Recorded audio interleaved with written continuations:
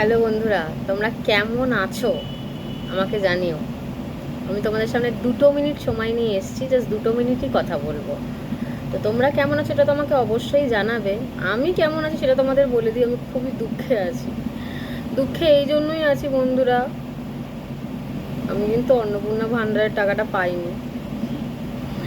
আমি যাদের যাদের ফিল আপ করে দিয়েছিলাম, আমার মা সমেত সবাই পেয়ে গেছে, আমিই পাইনি।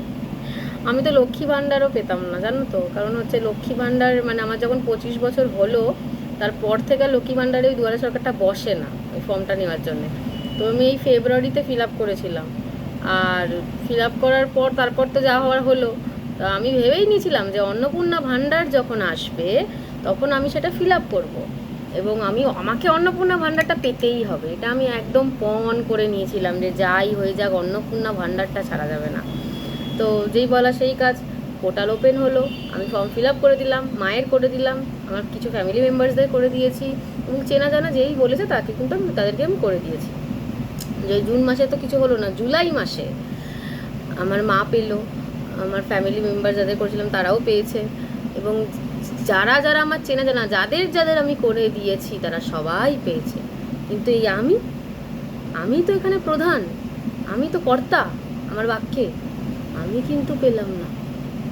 আমার দিন রাত দুঃখে কষ্টে আমার ঘুম উড়ে গেছে যে কেন আমার অন্নপূর্ণা ভাণ্ডারটা এলো না।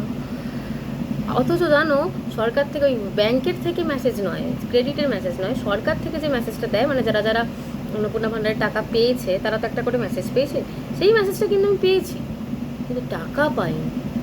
আমি যে কতবার ব্যাংক ব্যালেন্স চেক করেছি, এতবার বোধহয় কেউ চেক করেনি। আমি খুব দুঃখে আছি বন্ধুরা। আমি দুটি গদা ভাত কম খাচ্ছি, একটা করে রুটি কম খাচ্ছি এই অন্নপূর্ণা ভাণ্ডারটা পাইনি বলে।